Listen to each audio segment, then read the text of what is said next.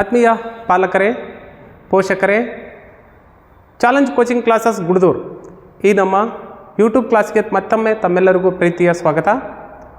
ಪ್ರೀತಿಯ ವೀಕ್ಷಕರೇ, challenge coaching classes ಗುಡ್ದೂರು ಈ ನಮ್ಮ ಸಂಸ್ಥೆ ಸತತ ಈ ಒಂದು 4ನೇ ವರ್ಷದ ಯಶಸ್ವಿಯಾಗಿ ಮುನ್ನುಗ್ತಾ ಇದೆ. ಭಾಳಷ್ಟು ಮಕ್ಕಳು ನಮ್ಮ ಸಂಸ್ಥೆಯಿಂದ ಸೈನಿಕ, ಮುರಾರ್ಜಿ, ಅಳಿಕೆ,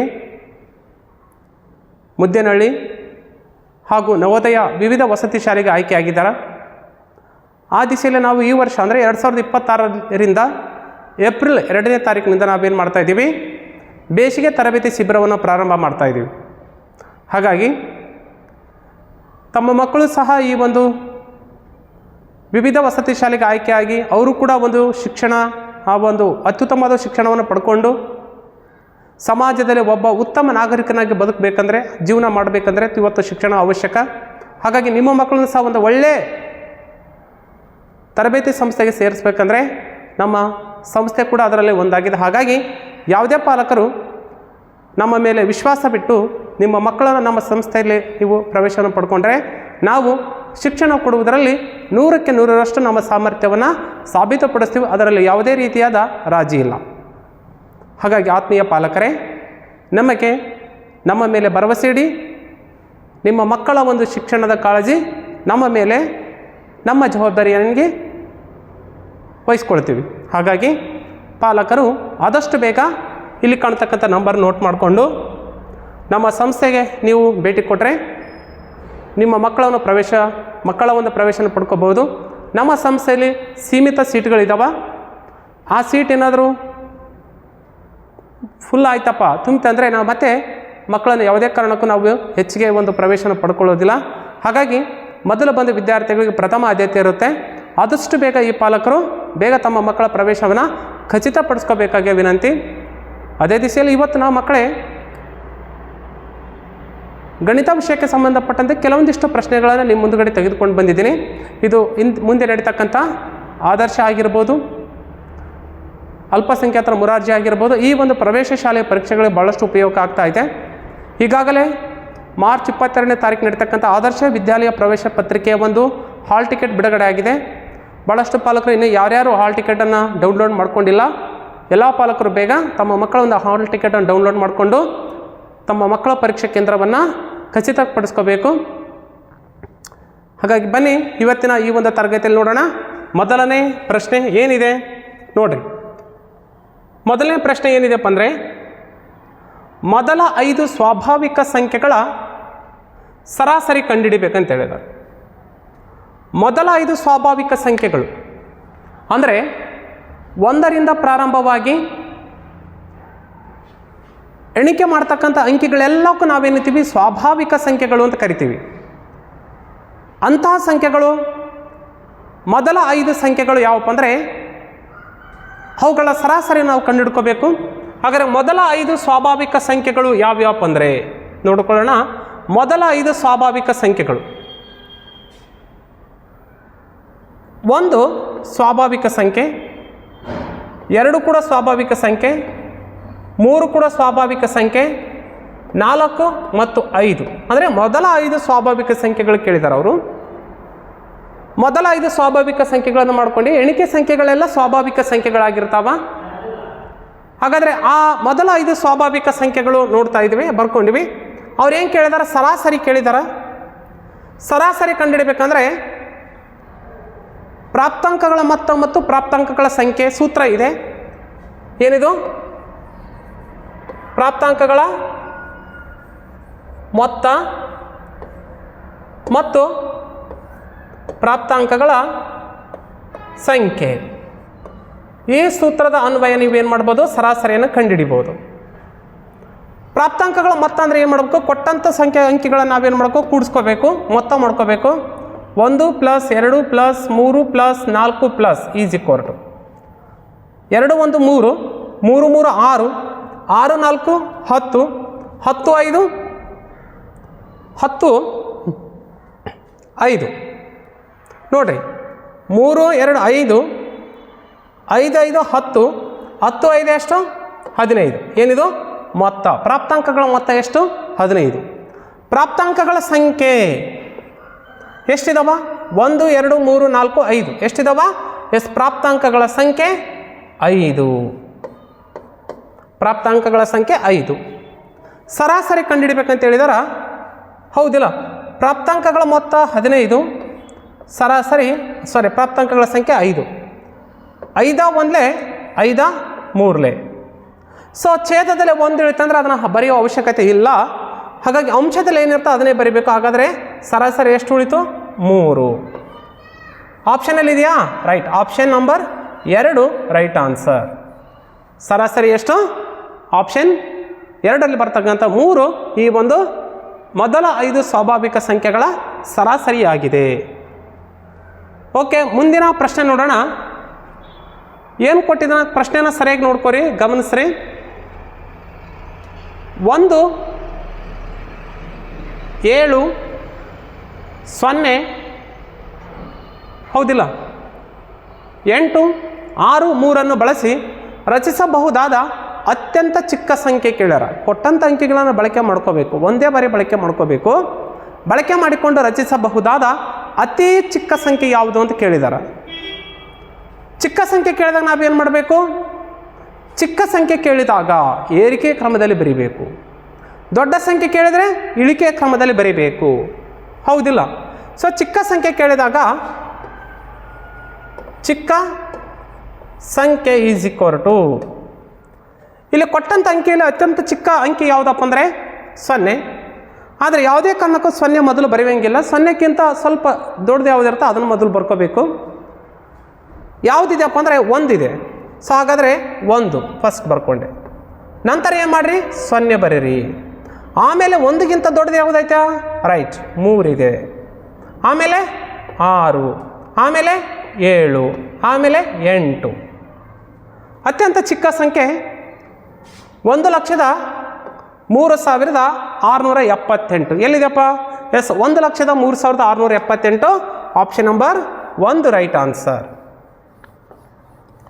ಅಂದರೆ ಚಿಕ್ಕ ಸಂಖ್ಯೆ ಕೇಳಿದರೆ ಏರಿಕೆ ಕ್ರಮದಲ್ಲಿ ಬರೀಬೇಕು, ದೊಡ್ಡ ಸಂಖ್ಯೆ ಕೇಳಿದರೆ ಇಳಿಕೆ ಕ್ರಮದಲ್ಲಿ ಬರೀಬೇಕು. ಇದು ಒಂದು ಬಾರಿ ಬಳಸಿ ಬರೀಬಹುದಾದ ಅತಿ ದೊಡ್ಡ ಸಂಖ್ಯೆ ಮತ್ತು ಅತಿ ಚಿಕ್ಕ ಸಂಖ್ಯೆ. ಓಕೆ, ಪ್ರಶ್ನೆ ಸಂಖ್ಯೆ ನೋಡೋಣ 3. ಏನಿದೆಯಪ್ಪ ಅಂದರೆ ನೋಡ್ರಿ ಪ್ರಿಯ ವೀಕ್ಷಕರೇ, ನಮ್ಮ ಚಾಲೆಂಜ್ ಕೋಚಿಂಗ್ ಸೆಂಟರ್ನಿಂದ 2026ನೇ ಸಾಲಿನಲ್ಲಿ ಸೈನಿಕ ಪ್ರವೇಶ ಪರೀಕ್ಷೆಯಲ್ಲಿ ನಮ್ಮ ಸಂಸ್ಥೆಯಿಂದ ಒಟ್ಟು 18 ವಿದ್ಯಾರ್ಥಿಗಳು ಕ್ವಾಲಿಫೈಡ್ ಆಗಿದ್ದಾರೆ, ಅರ್ಹತೆಯನ್ನು ಪಡ್ಕೊಂಡಿದ್ದಾರೆ 20 ವಿದ್ಯಾರ್ಥಿಗಳಲ್ಲಿ. ಹಾಗಾಗಿ ಈ ಒಂದು ಪ್ರವೇಶ ಪರೀಕ್ಷೆಯಲ್ಲಿ ನಾವು ಕೂಡ ಈ ವರ್ಷ ಒಂದು ಹೊಸ ಕ್ರಾಂತಿಯನ್ನು ಸಹ ಮೂಡಿಸಿದ್ದೀವಿ. ಭಾಳಷ್ಟು ಮಕ್ಕಳು ಈ ಒಂದು ವಿವಿಧ ವಸತಿ ಶಾಲೆಗೆ ಆಯ್ಕೆಯಾಗಿದ್ದಾರೆ. ಇನ್ನು ನವೋದಯ ಕೂಡ ಈ ಒಂದು ಮಾರ್ಚ್ ಕೊನೆಯ ವಾರದಲ್ಲಿ ಬರ್ತಕ್ಕಂಥ ಒಂದು ರಿಸಲ್ಟ್ ಬರ್ತಕ್ಕಂಥ ಒಂದು ಸಂಭವ ಇದೆ. ಹಾಗಾಗಿ ಯಾವ್ಯಾವ ಮಕ್ಕಳು ನವೋದಯ ಒಂದು ಪರೀಕ್ಷೆಯ ಫಲಿತಾಂಶಕ್ಕೆ ಕಾಯ್ತಾ ಇದ್ರಿ, ನೀವು ಮಾರ್ಚ್ ಕೊನೆಯ ವಾರದವರೆಗೆ ಕಾಯಲೇಬೇಕಾಗುತ್ತಾ. ಸೊ ಅಲ್ಲಿವರೆಗೆ ಬರ್ತಕ್ಕಂಥ ಈ ಒಂದು ಆದರ್ಶ ವಿದ್ಯಾಲಯ ಪರೀಕ್ಷೆ ಆಗಿರ್ಬೋದು ಮತ್ತು ಅಲ್ಪಸಂಖ್ಯಾತರ ಮುರಾರ್ಜಿ ವಸತಿ ಶಾಲೆ ಪರೀಕ್ಷೆ ಕೂಡ ಗಮನ ಹರಿಸಿ ಆ ಪರೀಕ್ಷೆಯಲ್ಲೂ ಸಹ ಹೆಚ್ಚು ಅಂಕವನ್ನು ಪಡ್ಕೊಂಡು ನೀವು ಕೂಡ ಈ ಒಂದು ವಸತಿ ಶಾಲೆಗೆ ಆಯ್ಕೆ ಆಗಬಹುದು. ಸೊ ಹಾಗಾದರೆ ಬನ್ನಿ ಮುಂದಿನ ಪ್ರಶ್ನೆ. 6,000 ಮೀಟರ್ ಇದನ್ನು ಸೆಂಟಿಮೀಟ್ರಿಗೆ ಪರಿವರ್ತಿಸಿ ಅಂತ ಕೇಳ್ತಾರೆ. 6,000 ಮೀಟರ್ ಇದನ್ನು ಸೆಂಟಿಮೀಟ್ರಿಗೆ ಪರಿವರ್ತಿಸಿ ಅಂದಾಗ ನಮ್ಗೆ ಗೊತ್ತಾಯ್ತಾ? 1 metre is equal to 100 centimetre, ಕರೆಕ್ಟಾ? ಮೀಟರನ್ನು ಸೆಂಟಿಮೀಟ್ರಿಗೆ ಪರಿವರ್ತಿಸಬೇಕು. ಚಿಕ್ಕ ಮಾನದಿಂದ ದೊಡ್ಡ ಮಾನಕ್ಕೆ ಹೋಗಬೇಕಪ್ಪ ಅಂತ ಹೇಳಿದ್ದಾರೆ. ಸಾರಿ, ದೊಡ್ಡ ಮಾನದಿಂದ ಚಿಕ್ಕ ಮಾನಕ್ಕೆ ಹೋಗಬೇಕು. 1 ಮೀಟರ್ ಈಕ್ವಲ್ ಟು 100 ಸೆಂಟಿಮೀಟರ್ ಆದರೆ 6,000 ಮೀಟರ್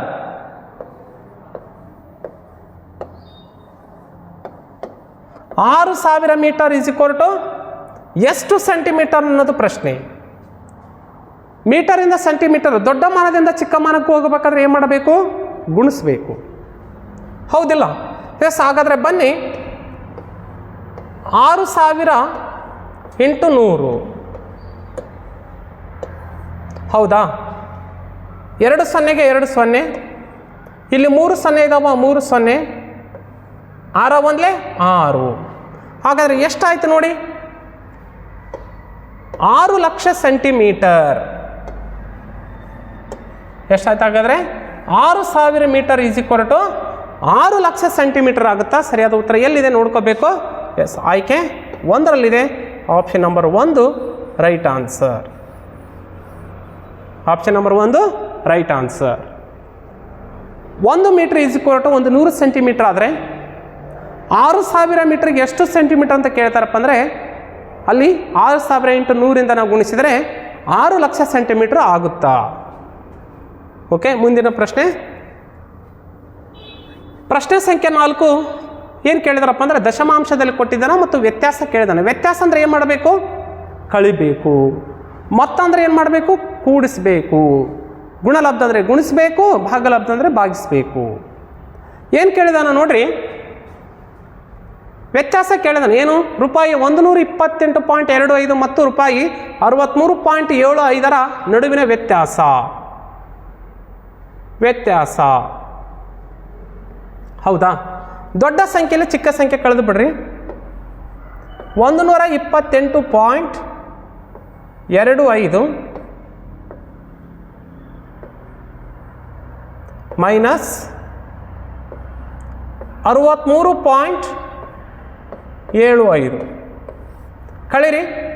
5ರಾಗ 5 ಹೋದ್ರೆ 0, 2ರಲ್ಲಿ 7 ಕಳೆಯೋಕ್ಕೆ ಬರೋದಿಲ್ಲ. ನಾವು ಒಂದು ಕ್ಯಾರಿ ತೊಗೊತೀನಿ. ಈ ಕಡೆಯಿಂದ 8ರಿಂದ ಒಂದು ಸಾಲ ತೊಗೊಂಡ್ರೆ ಎಷ್ಟಾಯಿತು? 12 ಆಯಿತು.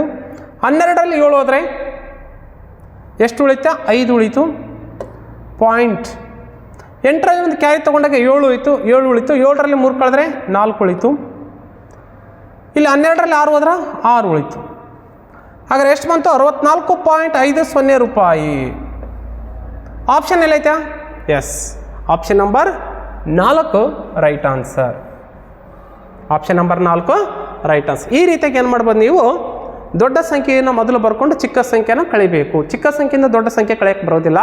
ಯಾವಾಗ ದೊಡ್ಡ ಸಂಖ್ಯೆಯಿಂದ ಚಿಕ್ಕ ಸಂಖ್ಯೆಯನ್ನು ಕಳೆಯುವುದು ಇದು ವ್ಯವಕಲನದ ಸರಿಯಾದ ಒಂದು ವಿಧಾನ. ಮುಂದಿನ ಪ್ರಶ್ನೆ, 1 ವರ್ಷಕ್ಕೆ ಎಷ್ಟು ವಾರಗಳು ಅಂತ ಕೇಳಿದಾರ?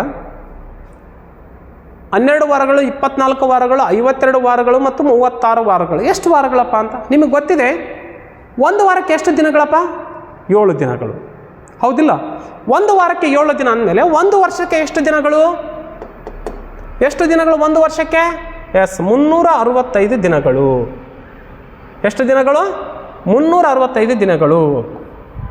7/365 ಕರೆಕ್ಟಾ?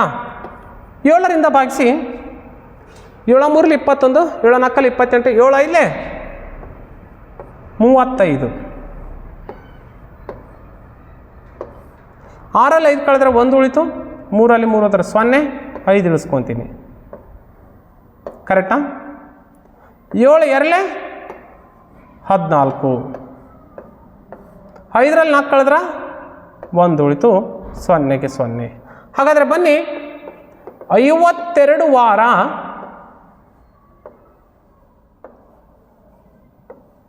1 ದಿನ. 52 ವಾರ 1 ದಿನ ಅಂದರೆ 1 ವರ್ಷಕ್ಕೆ ಎಷ್ಟು ವಾರಗಳಪ್ಪ ಅಂದರೆ 52 ವಾರಗಳು. 52 ವಾರ 1 ದಿನ ಆಗುತ್ತಾ? ಇದು 1 ವರ್ಷಕ್ಕಿರ್ತಕ್ಕಂಥ ವಾರಗಳ ಸಂಖ್ಯೆ. ಓಕೆ, ಸೊ ಆಪ್ಷನ್ ಎಲ್ಲೈತಾ? ಆಪ್ಷನ್ 3 ಸರಿಯಾದ ಉತ್ತರ, ರೈಟ್ ಆನ್ಸರ್. ಎಸ್, ಮುಂದೆ ಹೋಗೋಣ. ಎಸ್ ಮಕ್ಕಳೇ, ಬನ್ನಿ, ನಮ್ಮ ಚಾಲೆಂಜ್ ಕೋಚಿಂಗ್ ಕ್ಲಾಸಸ್ ಗುಡ್ದೂರ ಈ ನಮ್ಮ ಸಂಸ್ಥೆಯಲ್ಲಿ ಈ ವರ್ಷ ಪ್ರಸ್ತುತ 2026-27ನೇ ಸಾಲಿನಲ್ಲಿ ಸೈನಿಕ ಶಾಲೆಯ ಪರೀಕ್ಷೆಯಲ್ಲಿ ಅತಿ ಹೆಚ್ಚು ಅಂಕ ಪಡೆದಂಥ ವಿದ್ಯಾರ್ಥಿಗಳು, ಎಲ್ಲ ಮುದ್ದು ವಿದ್ಯಾರ್ಥಿಗಳನ್ನು ನಾನು ಅಭಿನಂದನೆ ಸಲ್ಲಿಸ್ತಾ ಇದ್ದೀನಿ ನಮ್ಮ ಸಂಸ್ಥೆಯ ವತಿಯಿಂದ, ನಮ್ಮ ಸಿಬ್ಬಂದಿಗಳ ಪರವಾಗಿ.